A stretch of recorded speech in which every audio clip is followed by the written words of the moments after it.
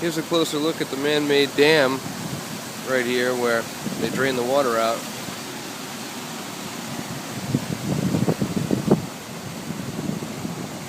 And here's the walkway that I'm on.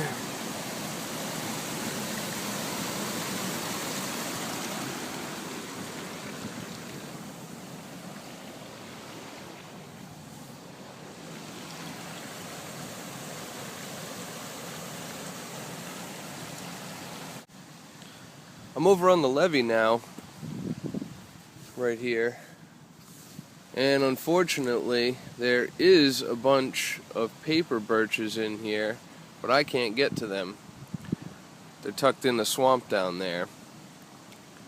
I have waterproof boots, but they only come up a little past my ankles, so in the middle of winter here, I'm all set for getting down there and getting soaked to get it. I got enough of what I need to get a fire going and get the camp set up. Here's some deer prints right here too. Check this out. Looks like they might have turned around. Yeah. Not a very big deer. Actually, I just noticed this too. I'm not sure if it is or not, but it looks an awful lot like a little beaver hut. All the sticks down here. Actually, it probably is, because if you look at this one, that looks like it was chewed. Right there. That looks like it was chewed by an animal rather than cut by an axe. I'm just surprised to see it right here, because usually beavers want to be in a more secluded area, not right out here. But they might have just started this, decided it wasn't a good spot. But you can tell it goes out pretty far down here, out towards this lily pad, that lily pad right there. Looks like something got a bird right over here. There's all the white feathers everywhere, spread out.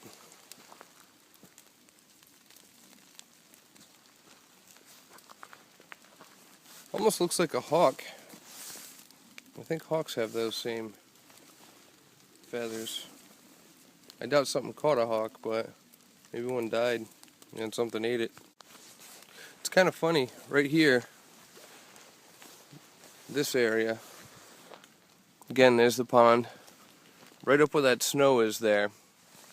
This whole area of the path in the spring and summertime, fall time, is covered with little burrowing bees.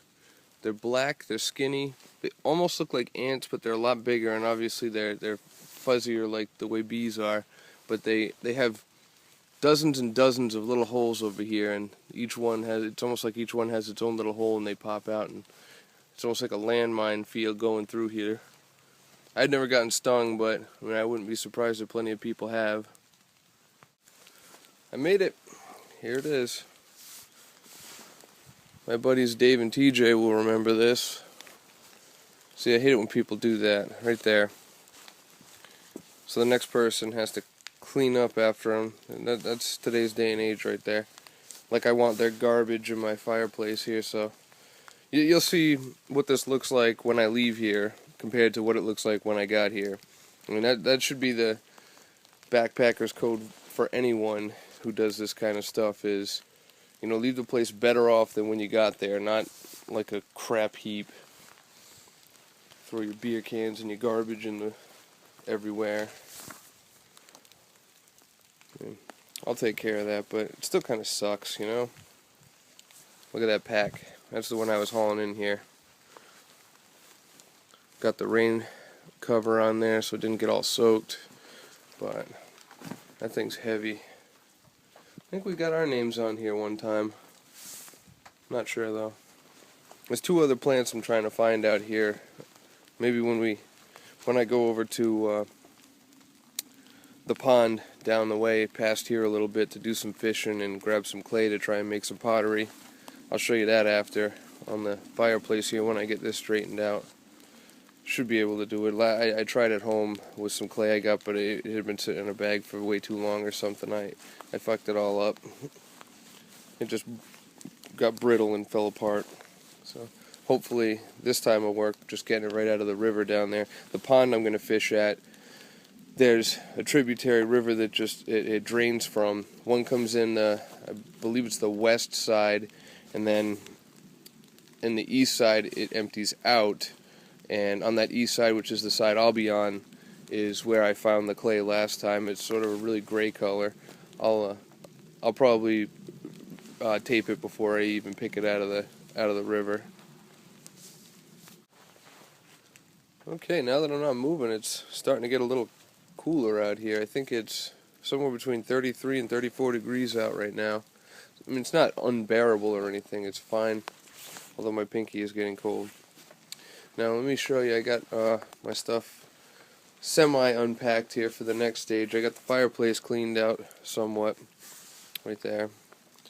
I mean, there's still cigarette butts and crap in it, but I'm going to use one of my other items I'll show you over here to get out the frozen wet top stuff. It's a collapsible shovel.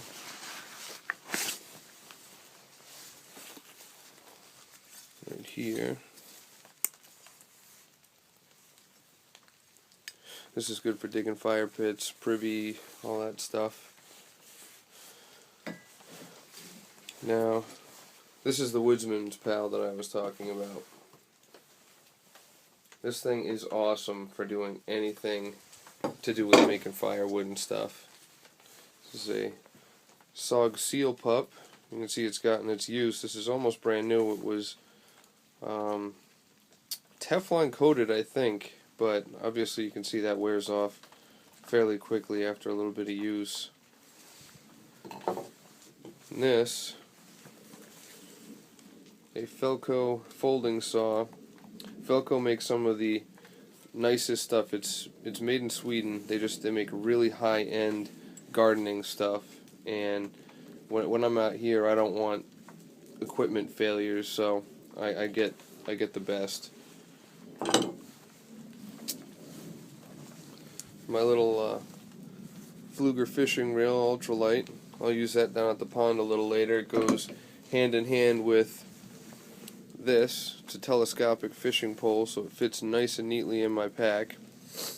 I think it was in the neighborhood of 30-40 bucks, something like that. The reel about the same, about 40 bucks, I think. And then of all the lures I use, I only brought one, and let me see if I can get a hold of it here. Yeah, here it is. It's a Castmaster. It's a spoon. I taped up the treble hook so I can keep it in my pocket and not get hooked or ruin my new coat, which is, where's that sign? There it is. Gore-Tex. The company is O-Rage. They almost don't sell this equipment anywhere.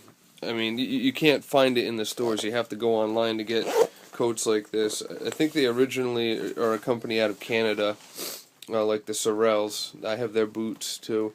I tried them once. I came across them by accident on a site called Gear Trade. They sell overstocked and returned apparel and camping gear and skis and everything else, and I gave it a shot. Never heard of it. Thought I'd give it a try, and it was. I've had it for probably 3 or 4 years now. The other one I had, which is a bright orange one, that was called the Alaskan one, and I still have it. It's at home, but it's just really beat up. I punish my equipment a lot. I'm trying to do my best to keep this one in as good a shape, but I mean, what can you do when you're out here doing this kind of stuff? Eventually, it's gonna get dirty and frayed and that kind of stuff. It's just the nature of the beast. Over there, out of my pack, I got my tent. That's a Eureka 4-season high camp tent. I think it's rated for 2 people. Next to it, it's a floor saver I got. It's really just a tarp cut up to the right size of the bottom of the tent. You could save so much money that way. they charge you for floor savers, and it's pretty much the same thing as a tarp that you could stick underneath the bottom of your tent, so it's better than throwing your money away. And the newest thing to my camping backpacking set here, I just thought I'd give this a try too. There it is. It's a Yuko. It's called Yuko, and it's a emergency candle lantern. It retracts into the top here. Let me show you. So you can close it up, put it in that neoprene bag I have right there. It's just made for it. And then you can store it away, but it's a good amount of light for one little candle. And the neat thing about it, where you can see it right there, where the candle goes in on the bottom here, this bottom piece unscrews, and then the whole unit comes out with the candle, and you put a new one in. But it's spring loaded, so as the candle burns, this pushes up on the bottom of the candle, and it keeps the flame the same size, so it doesn't shrink like a lot of them do when you have them sitting on the counter or something. And it's really easy to swap out new ones, but they're supposed to burn for between 8 and 10 hours, and this one I had on for a while just to try it out at the house. They're great for even hurricanes and stuff. I mean, good stuff. Okay, got a little stockpile of wood over here. Been sawing up for a little while. Took some bark and covered up the fire pit I cleaned out. If you can see, I made a little smaller fire pit within the fire pit, so I can concentrate the heat and keep a smaller fire and not use up as much wood. Tonight again, 15 degrees. I want to conserve what I have in the as well as the water and stuff too. I got the spare log in there that someone left behind last time. Got my tent all set up. That's going to be home for the night, and I'll take you on a tour in there a little later, see what's in there. It's a Eureka High Camp again. Got the logos all over it. Now I'm going to take a walk down the road and try my hand at some fishing, get some clay, bring it back, and play it from there. I'll probably eat when I get back too, whether I catch fish or not. Alright then. Alright, here's another cool spot. Right up here. This is the other end of the pond. If you can see it through the trees over there, that little point, I'm over in that spot. I left the campsite, obviously, came down this way, and following the walkway, the path, over here in front of me, this little stream that runs out of it.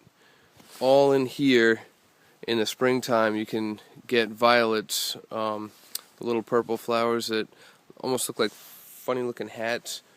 They're actually, you can make tea out of them. You can take them and steep them in boiling water, and they make good tea. That's something, if it was the time of year, I'd combine with my spruce needles. And also wintergreen. I can't find any over here yet, but when I do, I'll point it out. That has red berries that are really, really good. And there's another kind of plant I was looking for. I found back at the beginning of the hike called reindeer moss. That it's high in starches, but that was back at the beginning. I should have grabbed it when I saw it. I thought I'd see more, but there's nothing out here now. But I'm on my way to try and catch some fish, so tune in then. Okay, I made it. Here's the pond that Dave and TJ and I came to last time that we caught a ton of largemouth bass. TJ caught one big smallmouth bass too. And down there, this is the runoff from the pond. Down there's where I get the clay. I have to follow it down a little bit around that first or second bend. There's the tree falling across right there. That tree falling across the river. It's right near that area. I'll see if I can dig any up today. And sun's starting to come out too. Right before I was leaving the campsite, when I was cutting up the wood, some guy comes by with his dog, unleashed, soaking wet, comes running all over my pants, all over the side of my tent. I'm like, are you kidding me, dude? You get your dog on a leash, you know? Be a responsible adult. But no, he just gave me a look and walked off. Alright, let's see if I can catch something.